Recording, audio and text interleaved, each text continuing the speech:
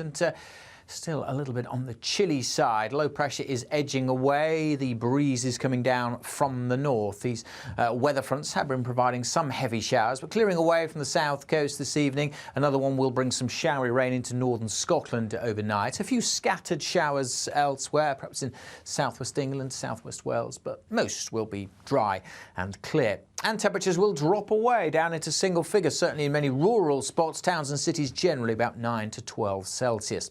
So for Tuesday, as I said, a mix of sun and showers, generally a brighter day across East Anglia and the southeast. Not too many showers here in the morning. Mostly across western Scotland initially, but we'll see a few more showers through the day over parts of southern Scotland and especially northeast England, where we could see some heavy ones. Parts of Wales and southwest England should see lengthy, dry, bright periods, and temperatures in the southwest maybe up to 21, perhaps 22 in London. Elsewhere, again, we're mostly in the high teens, but the breezes will be lighter. Quite a chilly start to Wednesday, for many a fine bright start. Some showers again over northern England, but out west the cloud is gathering and we will see outbreaks of rain pushing in here as we go through the afternoon. Sunny spells and a few scattered showers elsewhere, and again temperatures mostly high teens, low 20s at best. The temperature's rising. Boxed Solar, proud sponsors of weather on GB News.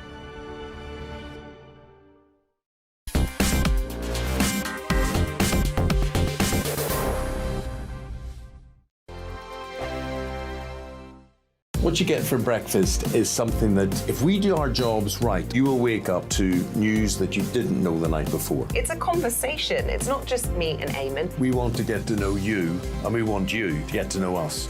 From 6, it's Breakfast with Eamon and Isabel. Monday to Thursdays on GB News, Britain's news channel. Westminster is going around in ever-decreasing circles, followed by the media. Britain is broken.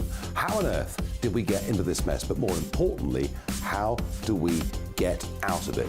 Join me at 7 p.m, Mondays to Thursdays on Farage, here on GB News. We will have open, rational debate. We've got to work out how Britain moves forward from this. Join us here on GB News, the People's Channel. Britain is watching.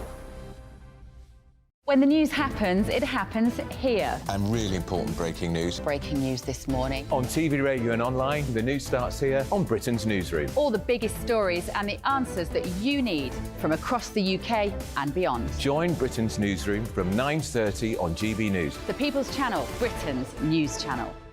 Join me, Patrick Christie's, Monday to Friday, 3 till 6. We tackle the day's news agenda like you've never seen before. It's high tempo, high octane, the most controversial topics and the best guests. You will not be able to take your eyes and ears off it. I'm not afraid to ask the questions that you really want answered. 3 till 6 p.m, Monday to Friday on GB News, the People's Channel, Britain's news channel. People in Britain, they love free speech, but they also love fair play. I don't care if I'm speaking somebody from a trade union, from the Labour Party, somebody from the SNP. And I think the viewers like to see that actually we can challenge one another, but in a positive way. We think we ask the questions that people want to ask, and often we ask the questions that we wanted to ask in Parliament but never got the chance to ask. So join us every Saturday, 10 a.m. till noon on GB News, Britain's news channel.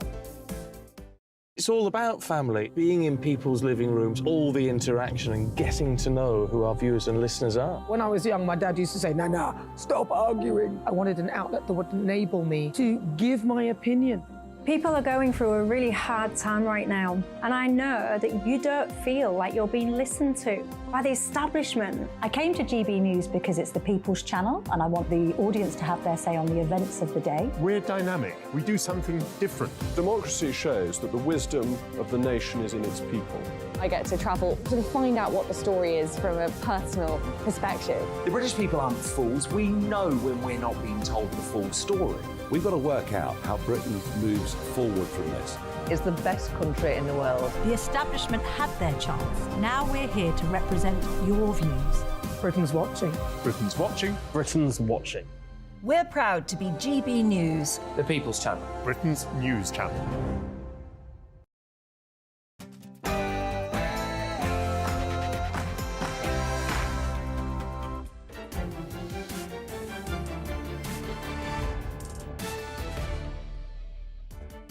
Hello, good evening. It's me, Jacob Rees-Mogg, on State of the Nation Tonight. The votes are in and the people have spoken. Vox Populi, Vox Dei. Against the odds, the good people of Uxbridge have firmly rejected Sadiq Khan's costly Ulez expansion by voting for Conservative candidate, now MP, Steve Tuckwell. There's great hope for the Conservative Party if we listen to the people, and here's a taste of what they have to say. I just don't like it, because this is Middlesex. It's not London. And speaking of Uxbridge, wicked lies have been spread about the former Prime Minister by a man suffering from the most egregious case of Boris spongiform encephalopathy, Marcus Ball, the failed entrepreneur turned filmmaker, who claims, shockingly, that Boris lied about the extent of his suffering from COVID-19. New symptoms of BSE have emerged, which include the pot calling the kettle black. The NatWest Files has its latest development. BBC journalist Simon Jack, along with the chief executive of BBC News, have belatedly apologised to Nigel Farage for publishing a story that shared sensitive and untrue information about his financial affairs. Does the BBC never learn? It's been nurses, junior doctors and consultants who have contributed to over 700,000 NHS appointment cancellations over the past several months. We've covered it all. But next, could it possibly be GPs following this unhealthy route? Plus, Sir Anthony Blair's long march through the institutions persists, with more and more parents concerned by the relentless indoctrination of their children by the pernicious phenomenon known as critical race theory. State of the Nation starts now.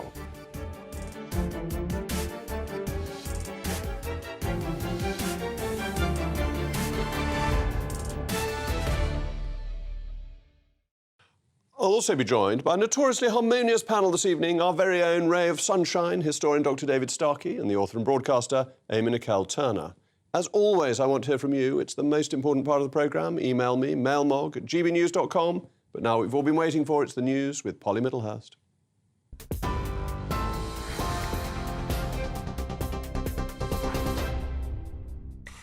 Jacob, thank you, and good evening. Well, the top story tonight is that Nigel Farage says, following the BBC's apology for its inaccurate reporting over his Coutts bank account, the spotlight is now very firmly on the NatWest Group to reveal what information it holds on him. The chief executive of BBC News stated that the broadcaster's information had come from a trusted and senior source, but it turned out to be incomplete and inaccurate. Mr. Farage says he's going to find out the truth about who it was that falsely divulged his personal data. How can it be right? And it doesn't matter whether it's me or anybody else. How can it be right that my banking status and the amount of money I may or may not have in my personal and business accounts are being discussed with the business editor of the BBC and then disseminated to a wider world? How can that be ethical? How can that be legal? How can that be moral? I want to find out the truth, and I'm blooming well going to find out the truth. Well, let's turn our attentions to Greece now, where the tour operator TUI has cancelled all outbound flights to Rhodes up to Friday, includes Friday as well, as wildfires continue to spread rapidly across the island. Nearly 1,500 tourists have been flown home in the biggest evacuation of its type as the fires continue to burn for a sixth day. Well, the tour operators Jet2 and TUI have both announced 4 repatriation flights happening today. EasyJet and TUI have planned another for tomorrow, and the Foreign Office says between 7,000 and 10,000 Britons are currently still on the island. Meanwhile, the Greek government says there are currently no fires in residential areas of Corfu, despite evacuation orders being issued there last night. Some of those who managed to get on a flight to East Midlands Airport today told GB News what they saw as they left. You could see smoke in the distance, probably a couple of miles away from where we was in the hotel. And that had gradually got worse throughout the night. And as the darker it got, we could see the glow of the fire. Suddenly it was like the ash was falling all over, all onto the beach and the taverna, all over the tables, and wondered, you know, sort of quite what was happening. And then we looked over the back of us over the hills, and all the sky was alight. Here, Michael Gove has announced plans to create more homes in the UK's main cities by relaxing planning rules and, he says, cutting red tape. The Housing Secretary says he wants to make it easier to convert empty shops into new flats, for example, and extend existing homes. The plans will include creating an urban quarter in Cambridge, plans which were immediately dismissed by the local Tory MP Anthony Brown as nonsense. Britain's first £1 million footballer, Trevor Francis, has died at the age of 69. He died from a heart attack. He joined Nottingham Forest Football Club in 1979, helping them win back-to-back European Cups, which hasn't been repeated by a British team since. He also scored the winning goal against Malmo. Well, he played 52 times for his country before taking to management, where he guided Sheffield Wednesday and Birmingham to major cup finals. On TV, online, DAB+ radio and the TuneIn app. This is GB News, Britain's news channel.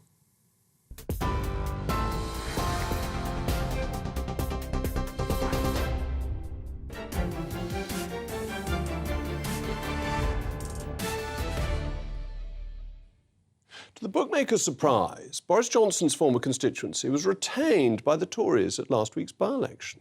The deciding factor is clear. Voters are deeply sceptical of Sadiq Khan's costly Ulez expansion. As a result, it was reported over the weekend that Mr Khan was in, quote, listening mode, unquote, on the matter of Ulez. But this vote has wider consequences. The loss for Labour shows the clear disconnect between the political class and the electorate. Expensive green policies simply are not popular, and their advocates are often manipulative and hypocritical. There's an excellent piece in the Mail on Sunday of the weekend which revealed that the BBC's chief climate fanatic had flown to Spain, bear in mind, with lots of emissions, to report that Europe's heatwave was caused by global warming, exacerbating the problem by flying. But it also caught out some of the fear-mongering weather maps the public service broadcaster has been using. It shows, amidst the apocalyptic molten lava red tones of Europe, an almost equally alarming colour across the United Kingdom. And it's not their political opinions for once. However, last Tuesday, the day in question, the United Kingdom saw highs of a perfectly temperate 75 degrees, and it was raining in Scotland. This was no accident. It's designed to instill fear and panic. Now, there's no denying Europe is suffering a heat wave with serious fires unfolding across parts of Greece. But the question is, what is the best solution to these problems? The solution is not Ulez, especially when the UK is already doing well. Yale University, an American university of great distinction, publishes an annual environmental performance index, and the United Kingdom finished in second place last year out of 180 countries, only behind Denmark. Specifically on the questions of climate change mitigation and climate change policy objectives, we scored particularly well. According to the Independent Climate Action Tracker, we're the only major economy held at the almost sufficient standard. No country is at a higher standard. So why should we do more when others are so far behind at the risk to our economy? Ulez, heat pumps and energy efficiency certificates put the burden on the poorest in society. Research from the Taxpayers Alliance showed that 3 out of the 4 poorest boroughs in London are likely to pay among the highest percentage of total Ulez fines, despite incomes being as much as 50% lower. The wealthy in great role in splendour and state, they can afford to adapt these measures. The poor in our society cannot. And the tradesmen, the plumbers and electricians, they can't take blowtorches and power drills and ladders on the tube. The solution is in innovation and market forces, unleashing Britain's growth and incentivising sustainable technologies, making use of nuclear and hydrogen power. For the short to medium term, we must be willing to implement a sensible rather than a rushed transition phase. We mustn't put the burden on the backs of the least well-off. The Conservative Party must learn from this unlikely win and intervene in the Mayor's relentless drive against the motorist if we want to win the next election. But as always, Vox Populi, Vox Dei, we asked the good people of Uxbridge what they thought of the upcoming Ulez expansion, and the people have spoken. I agree with Sadiq Khan. I think fresh air is a right, not a privilege. I'm 100% behind that initiative. No, I don't actually. We're a little bit too far out here. It's come out a bit too far as far as I'm concerned. Money making, I don't know, but I don't think we need it out this way yet. Yeah, I think it's a good thing because, you know, emissions affect everybody and their health and stuff. So anything that we can do to reduce it, then yeah, it's good. I just don't like it, because this is Middlesex. It's not London. I mean, people who have got cars and families, how are they going to buy new ones, like electric ones? I mean, come on, get real. I'm now joined by Donncha McCarthy, the director of the Climate Media Coalition. Donncha, welcome back. Very glad to have you back, as I promised I would. Ulez does fall on the least well off. We've discussed this before. But the UK in international tables is doing very well. But our emissions are, what, about 1% of the total? If we carry on down this road, we may be much better in terms of emissions, but we'll have no economy left. Other people will be out competing us. Isn't it their turn to catch up? Well, there's so many misinformation there. It's a bit staggering, to be frank, which I'll take on. The floor's yours. First of all, the burden of pollution in London does fall on the poorest in London. 80% of the poorest people in London don't have cars, and they are 7 times more likely to suffer lung diseases than the rich people driving their SUVs. And the Mayor of London has very clearly allocated significant funding for poorer people who need to switch their cars, £2,000 to £5,000 grant. Unfortunately, the real hammering on the poor in London has been the Tory increase in fares and the elimination of free travel for pensioners. So yes, I totally agree with you that the burden should not fall on the poorest. Unfortunately, the Tory record on that has been bad because, for example, in 2013, when the Daily Mail waged its war on the green crap, the government slashed the insulation programme, and that led to 9 million homes having to pay massive amount extra this winter as the fossil fuel prices went through the roof. But the fossil fuel price went up in part because we weren't investing in extracting more fossil fuels domestically, which is much less emitting than importing fossil fuels from Russia or from the United States or other countries where it has to be gasified and degasified first. Again, a number of inaccuracies there, Jacob. The UK, where we do import most of our gas from, is from Norway, and that comes via pipeline, and it has very low carbon emissions, comparatively speaking. Very similar to the ones we get from the North Sea. Exactly. The second point is the point about cost. But hold on. You know perfectly well that of our demand for gas, we get roughly a third from our own resources, roughly a third from Norway, and there's a third that we are now importing that has to be liquefied and deliquefied, which makes it, according to some reports, 2 to 4 times more emitting than using our own resources. And therefore, we should be exploring more, we should look at fracking, because our own resources meet your requirements to be more environmentally friendly. No, you stated that actually investing in our own fossil fuels would actually bring the price down.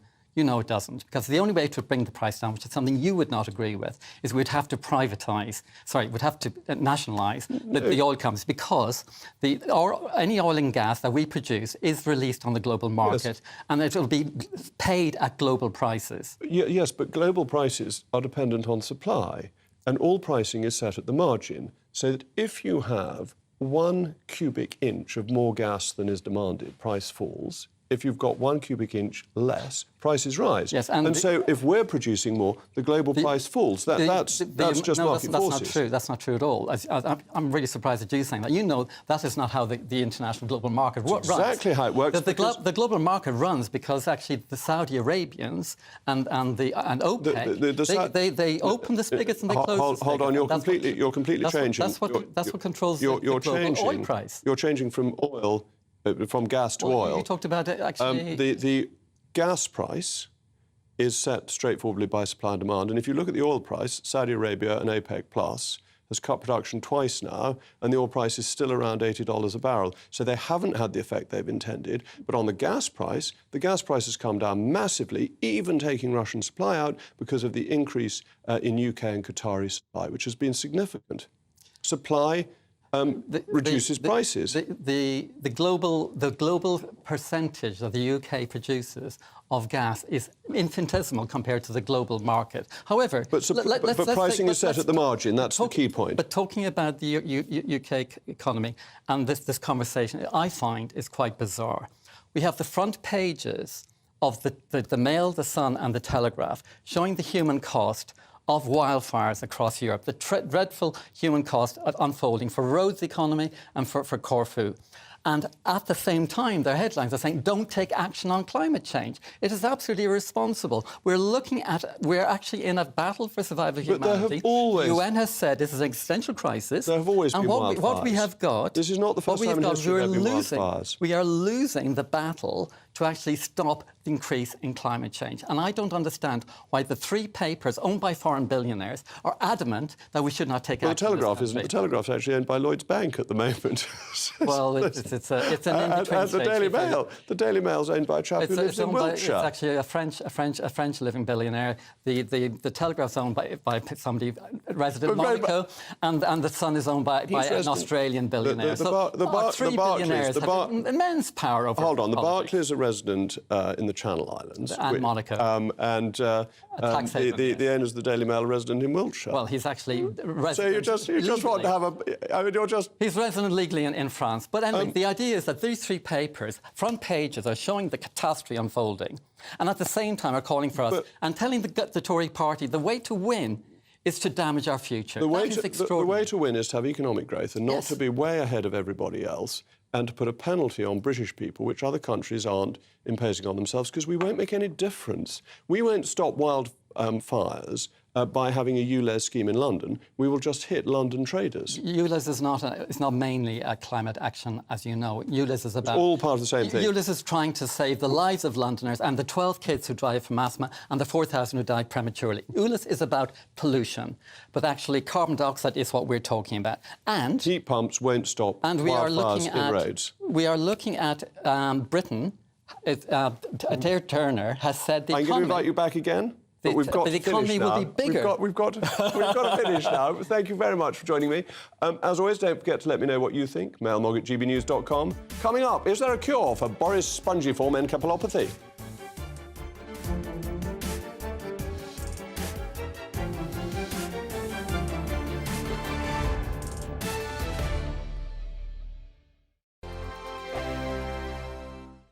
What you get for breakfast is something that, if we do our jobs right, you will wake up to news that you didn't know the night before. It's a conversation. It's not just me and Eamon. We want to get to know you, and we want you to get to know us. From 6, it's Breakfast with Eamon and Isabel. Monday to Thursdays on GB News, Britain's news channel. Westminster is going around in ever-decreasing circles, followed by the media. Britain is broken. How on earth did we get into this mess? But more importantly, how do we get out of it? Join me at 7 p.m, Monday to Thursdays on Farage, here on GB News. We will have open, rational debate. We've got to work out how Britain moves forward from this. Join us here on GB News, the People's Channel. Britain is watching. When the news happens, it happens here. And really important breaking news. Breaking news this morning. On TV, radio and online, the news starts here on Britain's Newsroom. All the biggest stories and the answers that you need from across the UK and beyond. Join Britain's Newsroom from 9:30 on GB News. The People's Channel, Britain's news channel. Join me, Patrick Christie's, Monday to Friday, 3 till 6. We tackle the day's news agenda like you've never seen before. It's high tempo, high octane, the most controversial topics and the best guests. You will not be able to take your eyes and ears off it. I'm not afraid to ask the questions that you really want answered. 3 till 6 p.m, Monday to Friday on GB News, the People's Channel, Britain's news channel. People in Britain, they love free speech, but they also love fair play. I don't care if I'm speaking somebody from a trade union, from the Labour Party, somebody from the SNP. And I think the viewers like to see that actually we can challenge one another, but in a positive way. We think we ask the questions that people want to ask, and often we ask the questions that we wanted to ask in Parliament but never got the chance to ask. So join us every Saturday, 10 a.m. till noon on GB News, Britain's news channel. It's all about family, being in people's living rooms, all the interaction and getting to know who our viewers and listeners are. When I was young, my dad used to say, "Nana, stop arguing." I wanted an outlet that would enable me to give my opinion.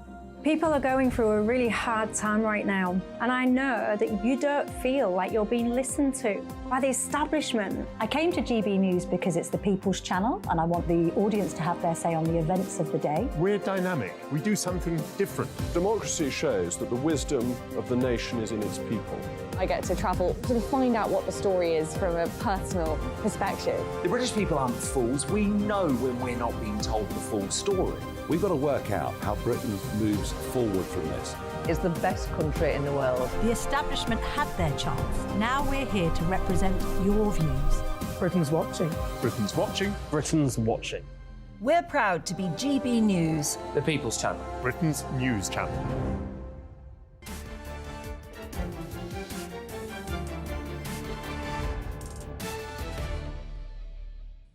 Welcome back. I'm still Jacob Rees-Mogg, and this is State of the Nation. You've been getting in touch with your thoughts, which I have on my modern telephone.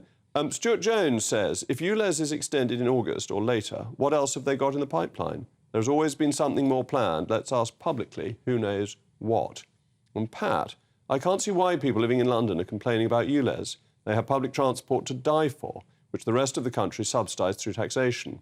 The reason the UK does well, and this is really important, in relation to carbon emissions, is that all our manufacturing has gone to China and other developing countries. That is such an important point which we ought to discuss, because the way we calculate emissions means that we have an incentive to move business out of the UK, and it's absolutely bonkers. Anyway, in March, shortly after this programme began, we started reporting on a new disease often found in Islington, mostly affecting the left, called Boris spongiform encephalopathy, and a new case has been found in a certain Marcus Ball Esquire. And this time, additional symptoms have been identified. Some, such as making baseless claims, unpleasantness, and the pot calling the kettle black, have been unearthed. Mr. Ball is a conspiracy theorist par excellence who is under the illusion that our former Prime Minister, Boris Johnson, never really suffered from the coronavirus.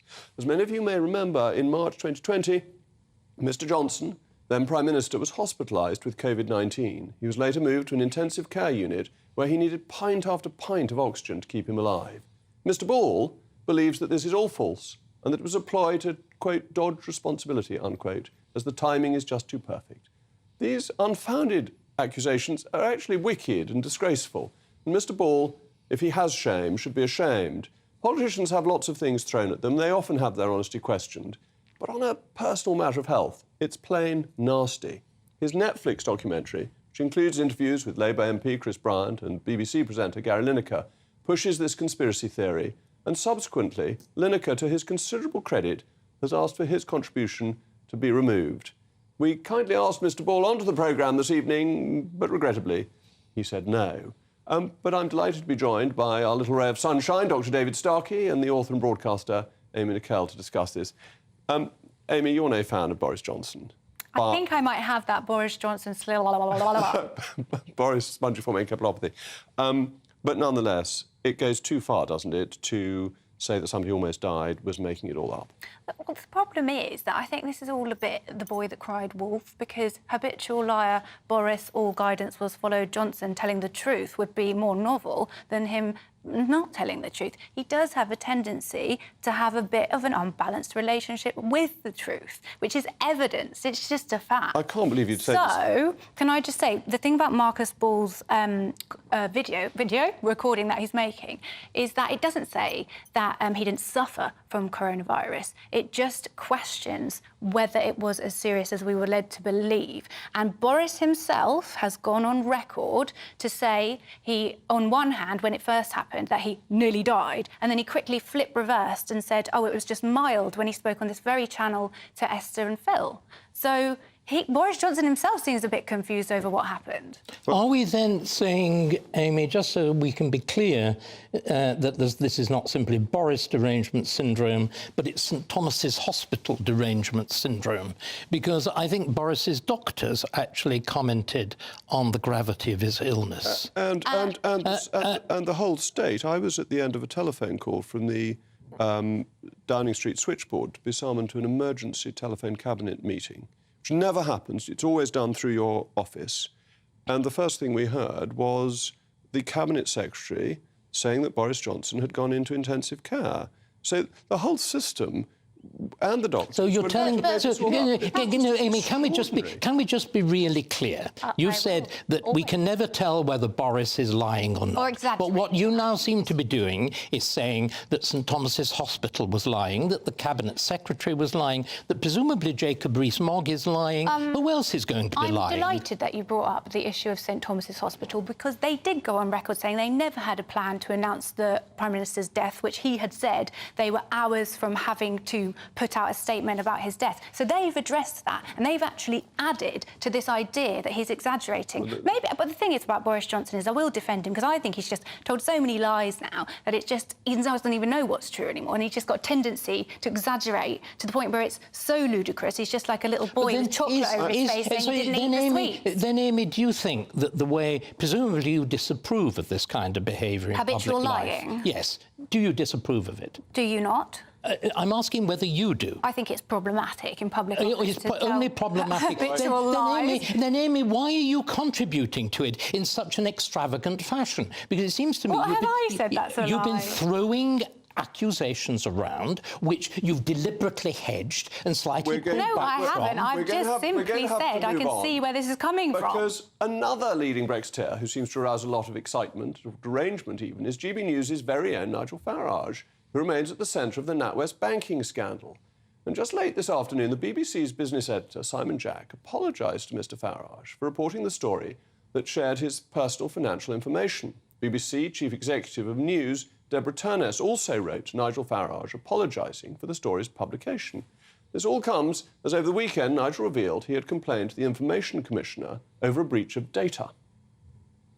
Now, we can go back to the panel, but David, I'm going to come to you first on this. The BBC, without breaking the journalistic requirement not to reveal a source, has revealed its source, hasn't it? Within a whisker, hasn't it? Somebody who was well-informed and, what's the word, very senior. The information on which we based our reporting on Nigel Farage and his bank accounts came from a trusted and senior source. I mean, I was just waiting for the very senior. I think this is rather like the opposite of striptease, isn't it? You know, it's extra layers are added. It has, and I imagine only that final journalistic ethic that you don't betray your sources is stopping them. And Mr Jack is clearly furious that he was told by this senior source... and trusted, even after the alcohol of dinner. That's something untrue, that I understand was then checked the next day.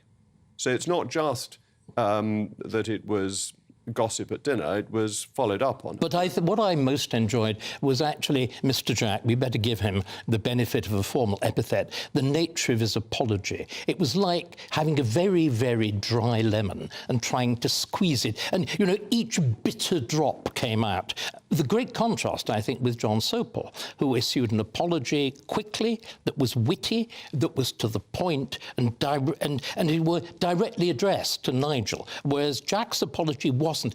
I would like to apologise. Not that I apologise. This peculiar formation, as though, of course, one never apologises to people like Farage. I do have a little bit of sympathy for Alistair Jack, because he's called Simon. He's not Alistair Jack. I don't call him Alistair. Sorry, he's the Scottish Secretary. Because he actually he just went on what his sources said, and it's his source that he couldn't trust. So I do have a little bit of sympathy for him. But shouldn't one... But he did apologise. As we believe so passionately in truth, once somebody's discovered truth, in fact, that they've told an untruth, don't you think it behoves them to move quickly, as you believe so passionately in truth, to correct the record? No, because I think he had to establish the truth, and as soon as he had established the truth, he did correct the record. He didn't, on the contrary. That's what he's done today. It took at least a week. No, I think that you're being very generous. I mean, approve of generosity. But actually, he took several days to apologise, and his apology is grudging. He didn't want to admit that he'd got it wrong. It's hard to admit when you've got things wrong, isn't it? So I admire him. I don't think it is, finding actually, on the contrary, anybody who's got any sense in public life, if you're wrong, the first thing you do is say it. Well, then again, like John Sopel. I mean, he acquired enormous brownie points by being quick, witty, and self-deprecating. Unlike the pomposity and the kind of the quality of sheer meanness of Jack's apology. This is somebody, fundamentally, it's somebody who's been found out, and he hates it. And I would like to apologise. No, I apologise. I am sorry. It needs to be direct. Not I would. The Weasley apology always looks pretty shabby, doesn't it? Yeah, but I just feel like the Weasley apology was a product of him trusting something else and making a mistake like that. John Sopel made the mistake independently. How do you tell the difference between a weasel and a state? How do you Weasley, that's totally different. So Weasley apology. But again, so Amy's been going on about the truth. I haven't been going on about anything, David. I thought you did very, very eloquently to begin with. And the point about surely somebody is highly paid, as Mr. Jack, who is paid about $250,000 a year, is they are supposed to be able to discriminate between truth and falsehood. They're supposed to have an instinct, and they are above all, and the BBC Plus... I do want to come to Amy on this, because isn't that really important? That journalists at the BBC often get briefings from people who are spinning a story to them, and they need to know whether it's spin or whether it's fact. And this is where he failed, and this is where he ought to be held accountable. And that is why he has apologised. OK, well, we'll accept his apology. Thank you to my panel. Coming up, could GPs be going on strike too? Oh, and have you checked your privilege? Looks like things are heating up. Boxed boilers, proud sponsors of weather on GB News. Evening, I'm Alex Deakin and this is your latest weather update from the Met Office for GB News. Most of us will see some sunny spells tomorrow, but there'll still be a few showers around and still a little bit on the chilly side. Low pressure is edging away. The breeze is coming down from the north. These weather fronts have been providing some heavy showers, but clearing away from the south coast this evening. Another one will bring some showery rain into northern Scotland overnight. A few scattered showers elsewhere, perhaps in southwest England, southwest Wales, but most will be dry and clear. And temperatures will drop away down into single figures, certainly in many rural spots, towns and cities generally about 9 to 12 Celsius. So, for Tuesday, as I said, a mix of sun and showers, generally a brighter day across East Anglia and the southeast. Not too many showers here in the morning. Mostly across western Scotland initially, but we'll see a few more showers through the day over parts of southern Scotland and especially northeast England, where we could see some heavy ones. Parts of Wales and southwest England should see lengthy, dry, bright periods, and temperatures in the southwest maybe up to 21, perhaps 22 in London. Elsewhere, again, we're mostly in the high teens, but the breezes will be lighter. Quite a chilly start to Wednesday, for many a fine bright start. Some showers again over northern England, but out west the cloud is gathering and we will see outbreaks of rain pushing in here as we go through the afternoon. Sunny spells and a few scattered showers elsewhere, and again temperatures mostly high teens, low 20s at best. Looks like things are heating up. Boxed boilers, proud sponsors of weather on GB News.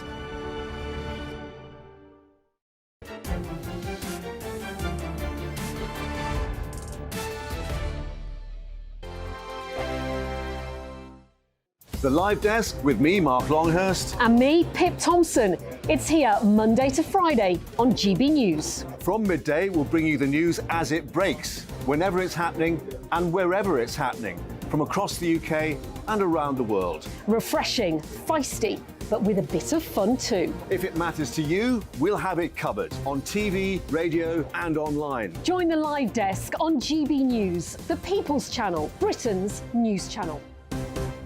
So Jubes and Kerr, we tackle the issues of the day with real robust debate, both sides of the fence, battling it out with me in the middle with my forthright opinions and views. And often really interesting things happen because you start with a position and then by the end of the debate you find actually, well, I might not have thought about that one. What we need in this country is 2 new political parties. You should maybe think about doing a 2024 calendar. I'm Michelle Dewberry and I'm keeping you company right through until 7 o'clock this evening. GB News, the People's Channel, Britain's watching.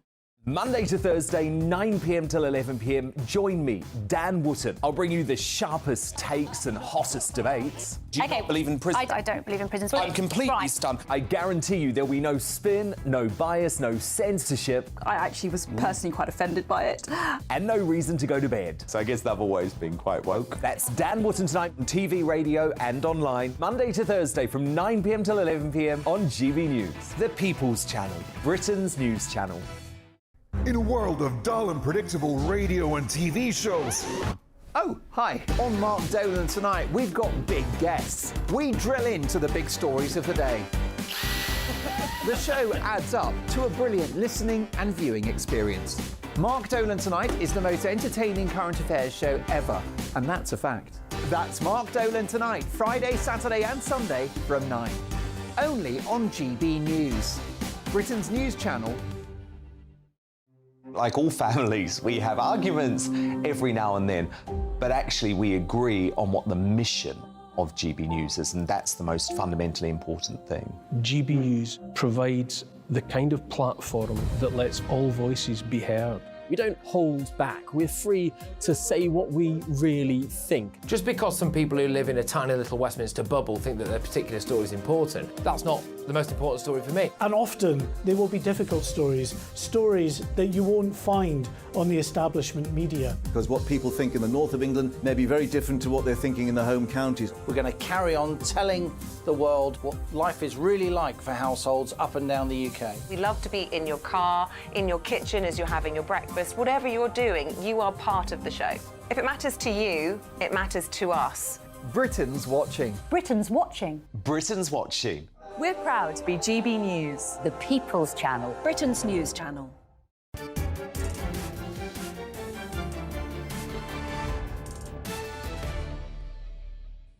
Welcome back. I remain Jacob Rees-Mogg, and according to a survey released this morning, GPs may be ready to strike if the government fails to increase funding for practice contracts for the years 2024 and 2025.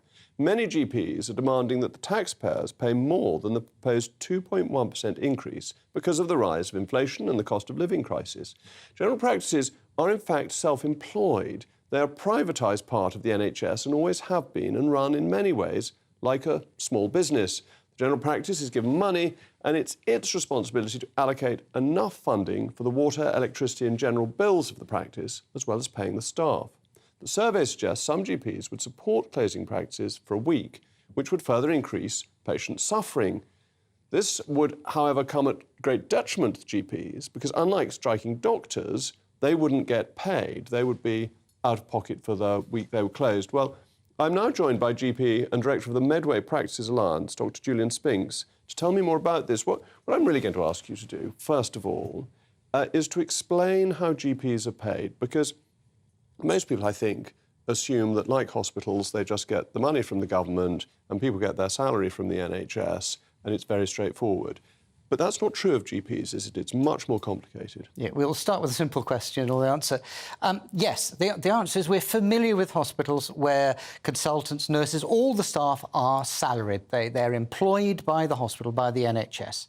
So they have a fixed wage based on their contract. GPs are partnerships, most of them, so they are self-employed and they're contracted to provide a service to the NHS. And we're funded by a very complex formula of things, which means that we get a pot of money that comes down. It works out at around 57 pence per patient per day. And out of that, we have to pay our staff, the cost of our buildings, our heating, lighting, and so on. At the end of the year, basically, you take away your expenses from the amount you're paid, and what's left is divided up amongst the partners, and that is what they actually earn.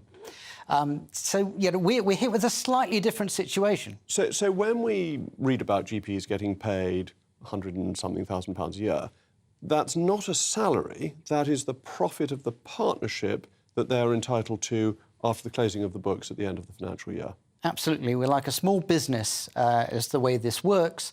But it does mean we are at risk when expenses rise. And obviously, like everybody over the last year or two, there's been a big rise in expenses. Things like energy costs, we didn't get the protection, obviously, like businesses didn't, compared with people at home. And so we've had to cover that cost. And the practice receptionist and so on will be paid out of this funding formula? Absolutely. And so if we want to give them a pay rise, then we've got to try and find it out of that formula.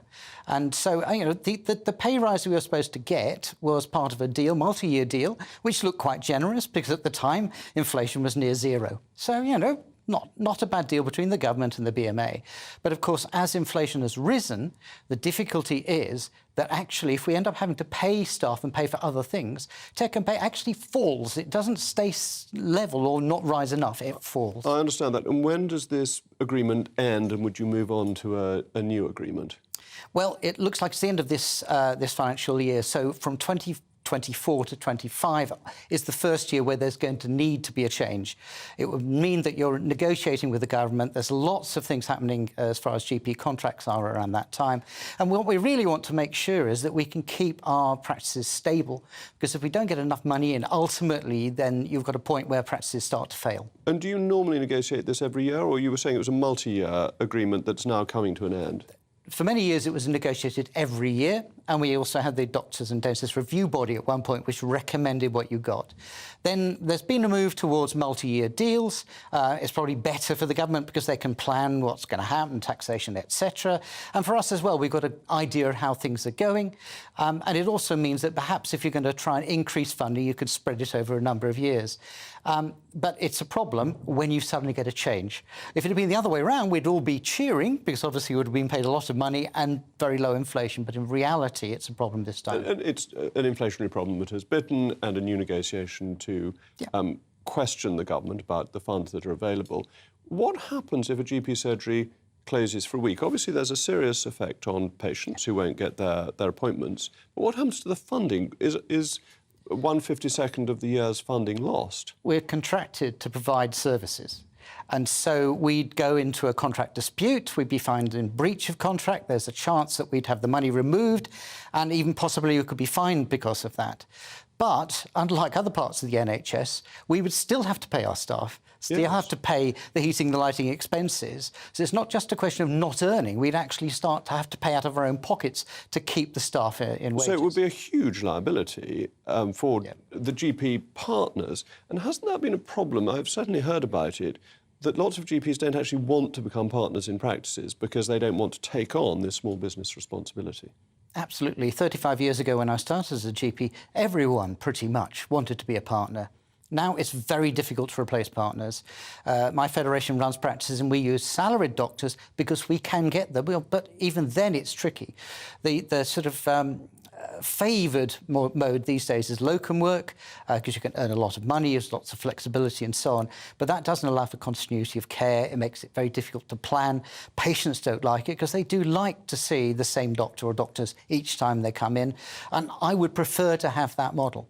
Indeed, and thank you for explaining this, because it's important to remember when people argue about privatising the NHS, actually the GPs have always been private. They are self-employed, and an absolutely fundamental part, in some ways the most valued part, of the NHS. And it's worked very well, but inevitably you will need a funding formula that ensures you can pay your costs. Yes, I mean, for a long time, general practice was considered the jewel in the crown of the NHS.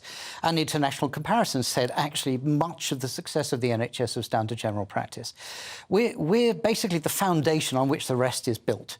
When we're not working well, then it pushes upwards to hospitals and so on, and you see things about people turning up to A&E because they can't get an appointment. You know, if you stop general practice, that is a big, big problem. Yes, indeed. But fortunately, you have a strong incentive not to stop. And as a capitalist, I'm not too against that. But thank you very much, Julian. Coming up, should critical race theory be taught in schools?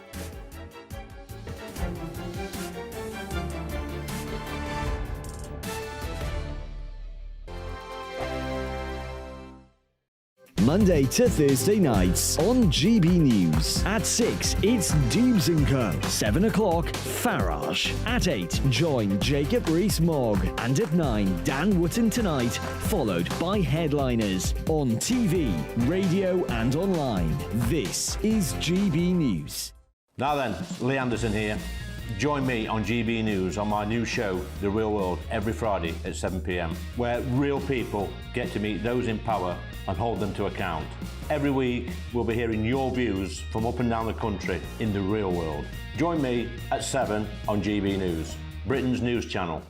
Join me, Camilla Tominey, on Sunday mornings from 9:30, taking the politicians to task and breaking out of SW1 to see how their decisions are affecting you across the UK. Bursting the Westminster bubble every Sunday morning, only on GB News, the People's Channel. Britain's watching.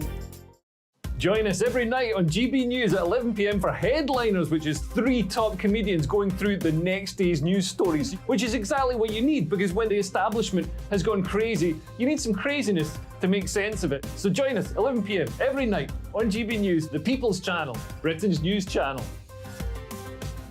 I'm Andrew Doyle. Join me at 7 o'clock every Sunday night for Free Speech Nation, the show where I tackle the week's biggest stories in politics and current affairs with the help of my 2 comedian panellists and a variety of special guests. Free Speech Nation, Sunday nights from 7 on GB News, the People's Channel, Britain's news channel. Every Sunday from 11, join Michael Portillo. There'll be topical discussion, looking at the week before and the week to come. So kick back and relax at 11 a.m. on Sundays on GB News with me, Michael Portillo. GB News, the People's Channel, Britain's news channel. I joined GB News because I was sick and tired of not hearing my views being represented, not just mine, but so many people that I knew and spoke to. I just couldn't get my voice out there. I couldn't say anything, I couldn't do anything. Whatever the narrative was, I kind of had to follow it. GB News is there to provide a voice for those who have been ignored by the establishment media. We think different things, we've got a different style. GB News is here to be optimistic and positive about the future. It's real kind of dynamic and flowing, with the audience very much at the heart of it, like a big family. Here at GB News, we talk about the things that matter to you. Hearing the voices from right across our towns and cities, especially our towns. All sides of the argument represented with a heavy dose of opinion. We're on a mission here to make a difference. And the GB News family really is here for you, and whatever time of day you can watch or listen. Britain's watching. Britain's watching. We're proud to be GB News, The People's Channel, Britain's news channel.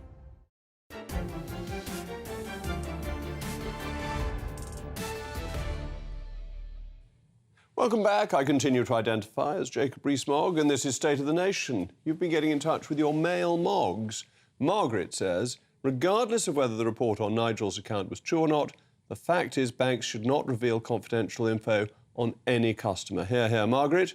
James, please continue to have the ray of sunshine on every night. Michael, if the GPs went on strike for a week, nobody would realise, as it's impossible to get to see the doctor.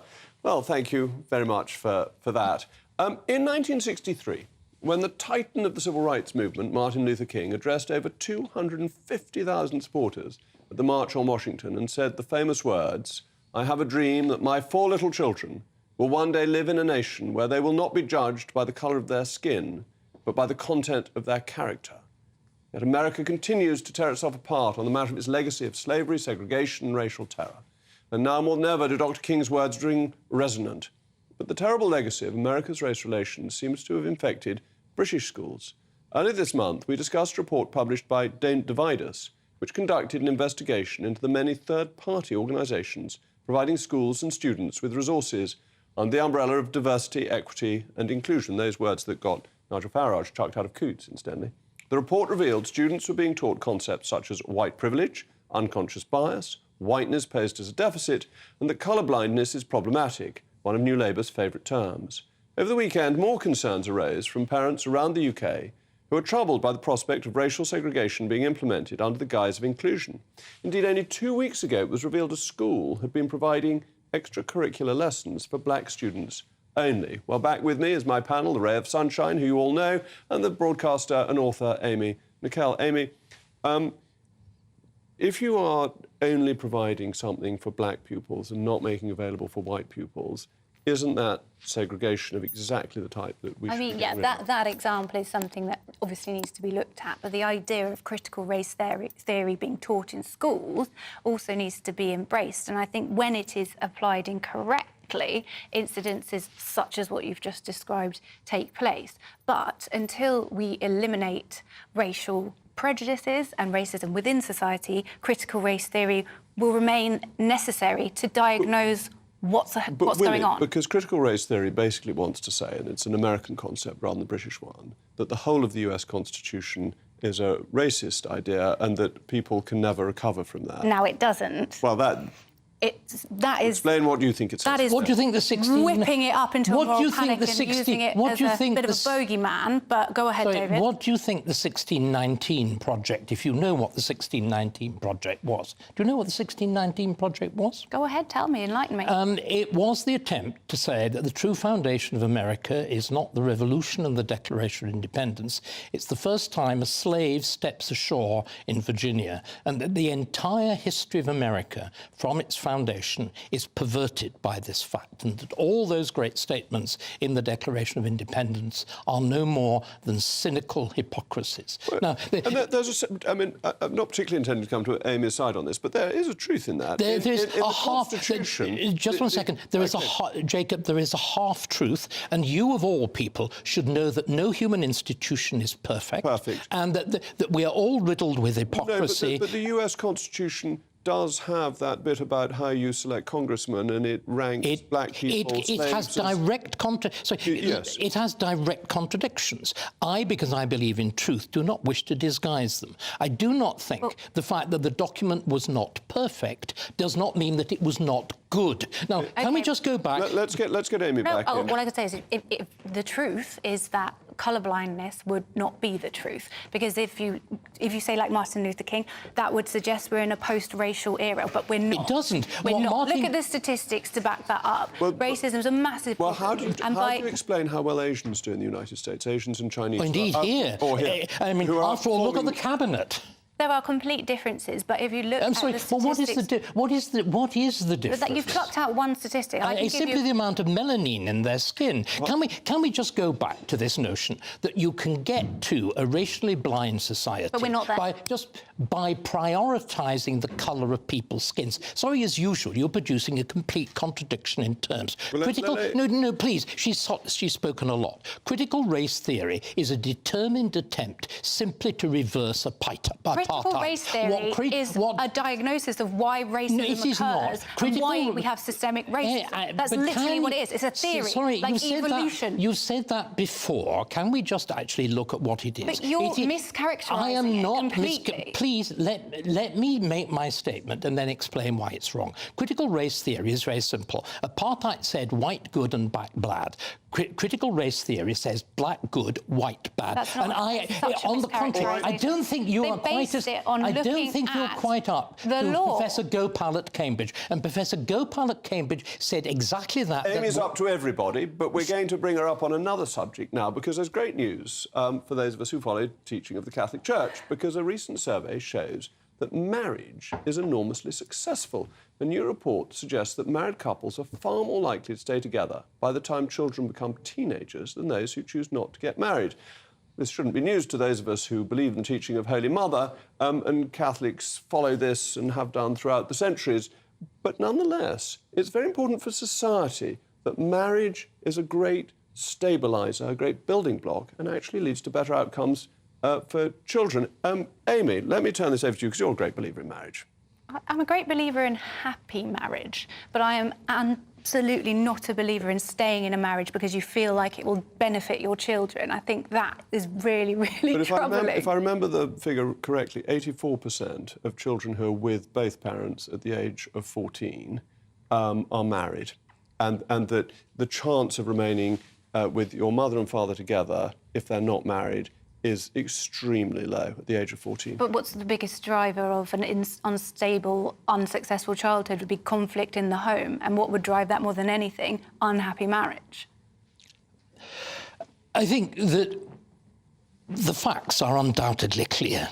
That's to say that the social institution of marriage, which, to put this quite gently, is quite tried and tested. You know, it's the result of a very long human experiment. And we decided in the 1960s, for all sorts of reasons, that it was just an experiment, that there were lots of other ways in which children could be just as well brought up, in which human beings could be just as happy together. And you know what? We then altered state institutions, like the tax system, to enable this. And we did so in defiance of every fact. And sorry, Jacob, see, what is so important is, as you were doing on the whole business of global emissions and how we've got there by exporting our industry along with our emissions, we need facts. And it's all very well having guff, all very well having theory. We want I think if you're saying marriage is an experiment, then the divorce rates in this country show that the experiment has failed. But shouldn't the government can we pick up, Amy? Pick up the guff, pick up the guff.